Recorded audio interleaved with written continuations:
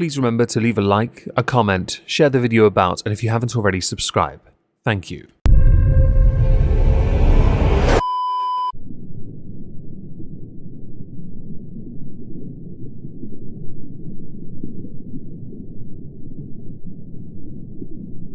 Well, isn't this just fantastic?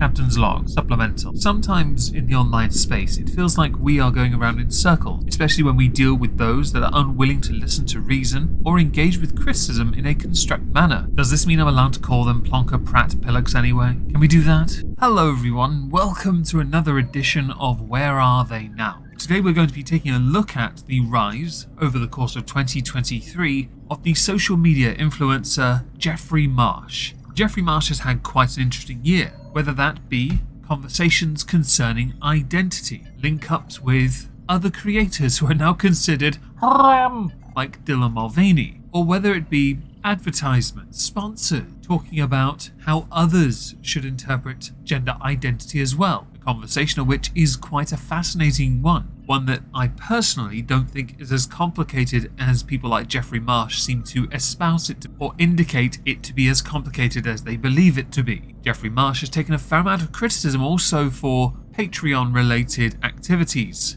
and also wishing to converse with children, which, as a statement on its own, seems clickbaity and inappropriate. It turns out, yes, it is just that. The latter, mostly. So, I, over the course of 2023, have made 3 videos talking about Jeffrey Marsh. The first was titled Jeffrey Marsh the Science Denier. The second, Jeffrey Marsh fighting the patriarchy with tampon ads. And the third, Jeffrey Marsh explaining xeno-pronouns. I'm going to play clips of 3 of them before we go to other videos Jeffrey has made this year and perhaps look at the numbers, see how Jeffrey Marsh has done over the course of 2023. Well, you're gonna make me cry. It's very clear that you as a parent are trying so hard. And for all the parents watching, you do not need to get the pronouns right. You don't need to get the labels right. You just need to get your heart right. Oh, balancing that audio is a ball ache. Now, there's a reason I've shown this clip first. It's because later on, Jeffrey Marsh put out another video that piqued my interest. Stop telling trans people that we're inspirational. I mean, it's fine, it's a lovely compliment, but you do realize we should live in a world where we do not have to be inspirational for you, where we do not have to have the crappiest life that we almost do not survive, and then transcend that, and then be an inspiration to you. Do I need to play the first video again? Now, granted, in that first video, that is, Jeffrey doesn't actually verbally take the credit. He doesn't really run with that, merely complimenting the parents on supporting their child. Many in the comments do that, and so it's understandable perhaps that if someone leaves a comment maybe patting themselves on the back, Jeffrey might react. But I'm not going to deny, playing those 2 side by side, or back to back, is amusing. They are also not that far apart in release date. Now on to the next videos. Now these 3 I dubbed Science Denier 1, 2 and 3. You'll understand why once we get into the first one. I'm not even sure we'll need the third one, but the third one is what I saw originally tweeted out by someone else. Some bald emo guy with a beanie. Biological sex is fake. And we're off to the races! Yes, we all know that gender roles are fake, but do not say to a trans person, biologically male, born female. You do realise there are some contexts where that is relevant. Medically, legally, right? You do realise this isn't all just about expression. And the gender role thing, it existed for a while. It's not necessarily that it was fake, it's that it's become less important. Those roles were determined centuries ago after all, by the supreme leader. You might know him. He wears a blue coat, very long beard, yellow hat, yellow boots, sings songs. Ever heard of him? Tom Bombadil. Male-bodied. No. But some people do have male bodies. Some have female bodies. Some have very androgynous bodies. Some have faces when they smile that look like horses. Some look like miserable gits. And if they're female, miserable cowbags. There is no biological criteria for gender that is both universal and a binary in human beings. Where does that leave us? Free. I don't suppose you think we need to take either the red pill or the blue pill, do we? Also, scientific basis for gender. You're right. Gender is a social construct. That's why children in the 15th century, boy or girl, were called girl, not a joke. The biological aspect that determined the differences was because to be male means to have certain chromosome differences, the more notable one being Y. Don't suppose you know what that is, do you? Now that chromosome, along with other key differences, make them stronger, more muscular, and of course, because of that, and to quote the alpha male of all time, the cream rises to the top. Hello. I want to talk to you about science and gender. Yay, I'm about to get my edumacation on. Some youths are playing basketball a little ways away. I hope this will work. Everyone says there are only two genders. It's science. And I wanted to deepen that conversation. I'm non-binary. Everyone keeps saying there are two genders. Some do, yes. There is quite a large number of those who are more conservative-leaning who certainly say it. I've always took the position of, you can say whatever gender you want to be, I couldn't care less. But if you want to conflate that with biological sex, we have disagreement. Biologically, there are two. And I get it. You look like a man. I understand. We're pausing that for a moment. I'm non-binary. And when it comes to science, most people who are saying it's science, there are only two genders, they have not thought about science since 12th grade.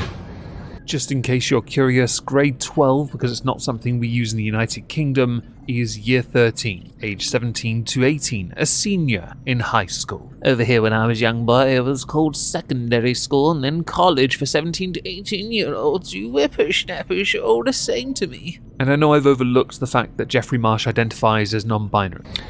They're not enthusiastic about science. They're not reading the books. They're not scientists. Hi, proud member of the Royal Society of Chemistry for, well, close to 15 years. Got a background in science, in fact. Went to university, studied chemistry and comp sci. Does my lack of wanting to read books outside of science fiction make me unenthusiastic by chance? Or is this the wrong science when it suits you? And they're using science as a bucket. So the bucket's labeled science, and in that bucket goes, I find LGBTQ people gross. Men are better than women, and I don't want anything to challenge that hierarchy. Bloop, goes in the bucket, right? I assume these are pulled out of your bottom. I did a brand deal for tampons. That is a very strange way to start a video, but I have no doubt with the context you're going to provide, it will totally make 100% sense. And if it doesn't, you will make it make sense, because somebody has to.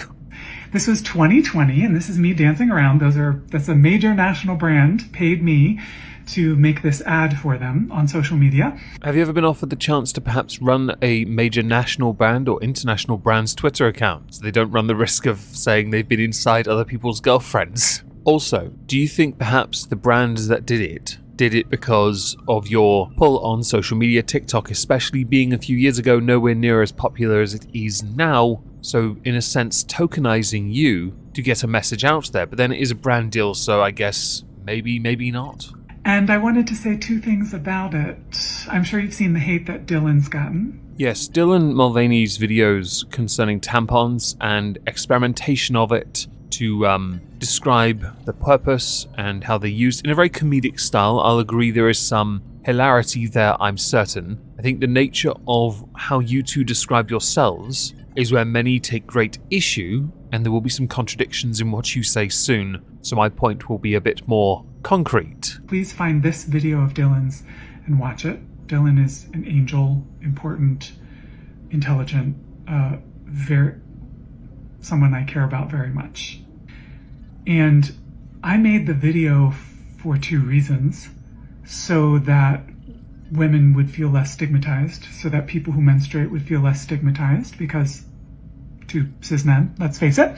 And that is a noble reason to do something, to help promote something by showing, look, I'm a dude, apparently a cis het male, that's one area we're going to come back to in a moment, is happy to stand here and promote a product for you because there is nothing you should feel uncomfortable about with something so intimate that you might yourself, because people are different, not want to talk about anyway, regardless of who's promoting it. Menstruation is seen as gross, disgusting, a joke, and as someone who does not menstruate, I'm non-binary, I don't menstruate. And there's the issue I see as a contradiction. You first identify as a cisgendered heterosexual male, and then you say, I'm non-binary. Now this, to me, is a bit of a contradiction. Cisgendered, by definition, cisgender is somebody whose gender identity corresponds directly with the sex registered for them at birth. Non-binary is not that. Am I the only person that sees it this way? And then the hate came for me. And I want to say something to the ladies of Twitter especially. We should be working together to undermine the patriarchy. Only to undermine the patriarchy? I thought we'd gotten to the stage now where it must be defeated. Or have we realised, much like the Matrix, you simply can't defeat the machine. You must learn to work alongside the machine, which wasn't cringe in the slightest. We are not your enemy. The more you fight for your box, the more you are fighting for a hierarchy of one box over the other. I feel like that's a really poor way of trying to say this is about equality. Your tampon is about equality. Xenopronouns. Perhaps one of the most beautiful concepts. Are you sure? I know you say one of, but have you ever had toast with honey on it? It's like arguably the greatest concept known to man. One of the most poetic ways to approach this subject. Xenopronouns refers to any pronoun a person has that is unspeakable. How is that poetic? That is unworkable in the language of a person. What Jeffrey Marsh means to say is English, okay? So an example would be a xenopronoun would be a word. I can't even say it, right? Because that's the point. Well, if you can't say it, could you draw it, perhaps? They're unsayable and sort of effervescent and unknowable, kind of like a person's gender. That's why I love this one. I've only ever heard the word effervesce in Friends, and I thought it meant a liquid giving off bubbles or something that was in and of itself fizzy. But apparently, effervescent can also be used as a form of describing vivacious and enthusiasm. Yay! So an example would be, a xenopronoun would contain a set of letters that is a pronunciation that a human being can't pronounce. You do realise on the face of it that there is a language that exists on this world that already encompasses that quite handily. It's called Welsh. Also, surely, because you've already said unpronounceable, using letters to still prove that it is a real thing but unpronounceable regardless is redundant. It's some sound that a human being can't pronounce. Or that a xenopronoun contains an image or a concept that it's alluding to that is actually something that language has no way to express. Oh God.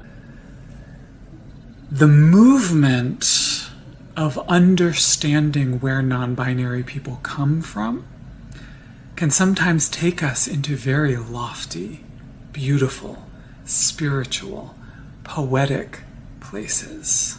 Please do me a favour and don't lump those that are, let's call them more casually non-binary, with the rest of you nutters. Utter nutters. Bonkers, in fact, right? The plebeian non-binary that get on with their lives. And then there's you.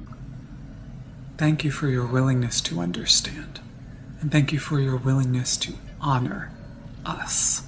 How can someone understand something if it cannot be understood? As you can tell, there is a level of mental gymnastics involved in a lot of what Jeffrey Marsh does on TikTok that makes it very difficult for someone like myself to understand what they're trying to say. So what we're going to do now is go through what has been going on since I last covered Jeffrey Marsh. The videos I've shown you happened at the end of 2022, third one being August the 1st, 2023. So we're going to see what's been going on since, but also have a look at a few things that need to be looked at. For example, Social Blade on TikTok ranked a C+.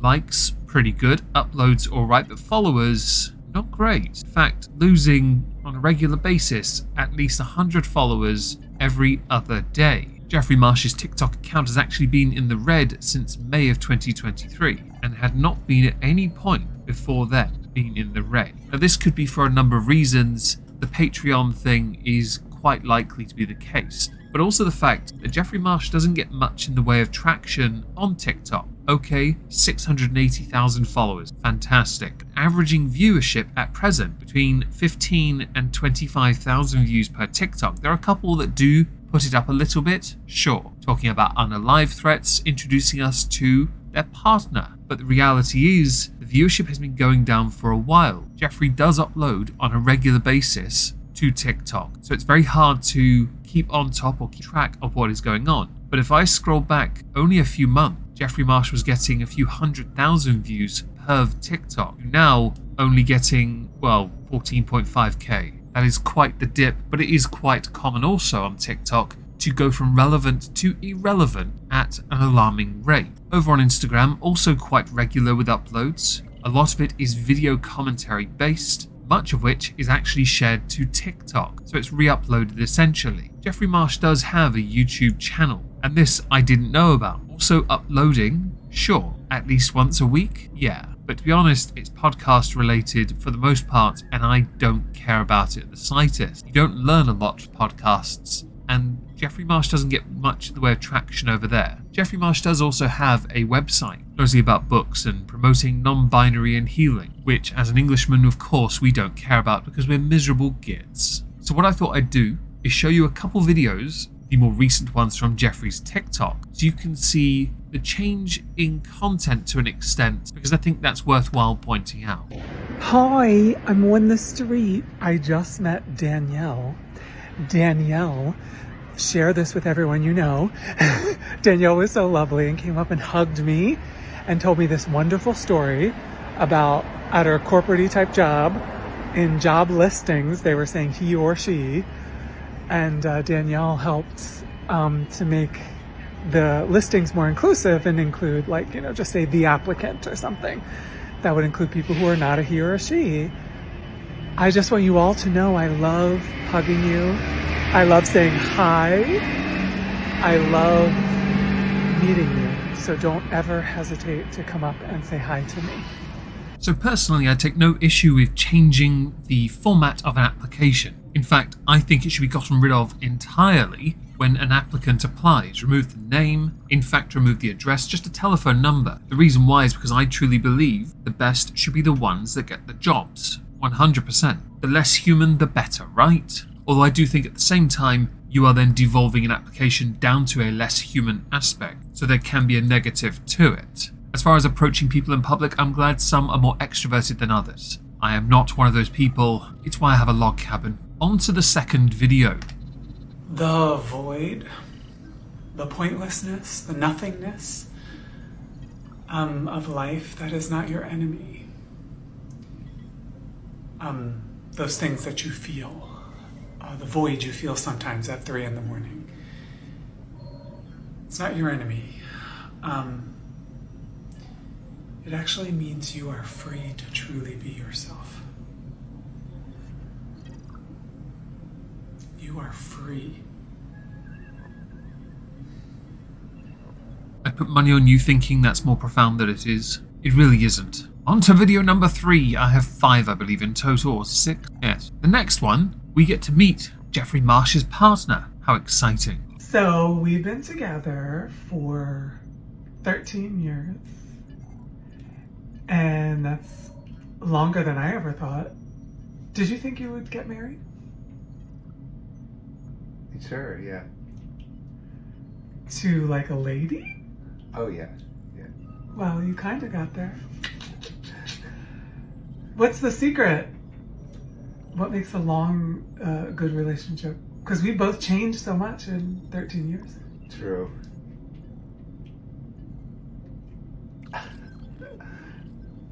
Well... Did I put you on the spot? Yeah. Respect, rolling with the changes, communication, things Dr. Phil would say. Yeah, all those things. What about every night? What do we do? We text each other 5 things we love about the other person. 5 things. Now, I'm not going to lie, this is actually quite wholesome. I take no real issue because it is nice to see two people who genuinely care about each other speak very honestly. But also it shows a remarkable awkwardness that many feel when their partner, who is a social media influencer, put them, the non-social media influencer, on the spot. See, I'm not always going to dunk on Jeffrey Marsh. Hello. Can I tell you, well, I want to tell you something I promised myself I wouldn't tell. I wasn't going to talk about and did not plan to talk about, but now I feel really compelled. This is a horrible year. You knew that already. I was famous on Vine. I am old. I've been making videos on the internet as a trans person for a decade-ish. So I'm going to make one snide remark, but it comes from a place of I genuinely didn't know that you were both irrelevant on Vine and on TikTok. But it makes sense that you can make a transition from Vine to TikTok by simply increasing your comedic output to the tune of 54 seconds. Now, jokes aside, it is quite impressive to see anyone commit to that length of time as a content creator. 100%. Even if I fundamentally disagree with a lot of the things you espouse, or believe you are quite inappropriate when you offer to speak to children through Patreon. And this was the worst. It has been and continues to be. This year was the first year I've had to hire personal security to be able to go do public events and be in public. And this is the part I debated sharing or not. The police have been involved in a few incidents of like bomb threats and deaths for me this year. I'm going to be quite emphatic with this point. You can disagree with what someone says on the internet or what it is they do with public speaking engagements that they're paid to do. Please do not threaten them. I, of course, am not employing listen and believe. I am stating it as a generalized statement of behavior. Do not go to their home. Do not intimidate them. I showed you in a video earlier of Jeffrey Marsh wanting to meet people. We can disagree with a lot of things that Jeffrey says, but since Jeffrey's notoriety is diminishing, starlight, celebrity fame and all that is diminishing, you don't need to make threats to drive your point home. You really don't. You just show a level of weakness. And this video on Jeffrey Marsh's TikTok got a fair bit of traction because discussions on this subject matter is a drama. Drama is interesting. Drama is delicious to many. May I speak to you? If you have mother issues, I don't hold ill will toward either of my parents, but my relationship when I was young with my father was very clear. He wanted me not to be LGBTQ, he was violent, he was crystal clear with me. My relationship with my mother was much more complicated because she would say, "But I'm your mother, but I love you." And then she would say the worst one of all, "But couldn't you just?" Meaning, couldn't you just change this, that, and the other so that you'd be more acceptable, more lovable? But couldn't you just? If you're going through that with your mother, I love you very much. It took me years to realize that I was taught conditional love from both parents. My heart is with you.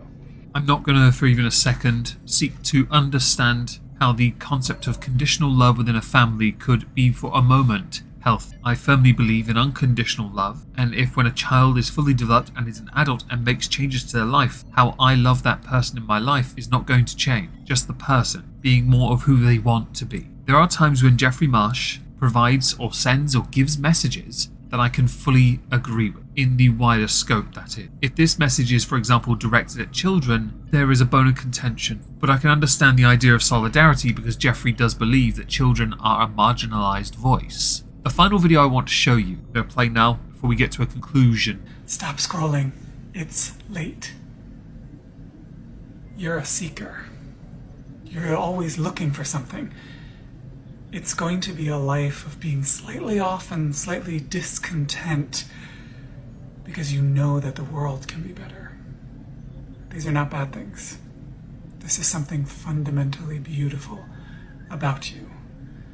It's okay to have sleepless nights because you are that wanderer, warrior, seeker. Just please take good care and be kind to your very gentle heart.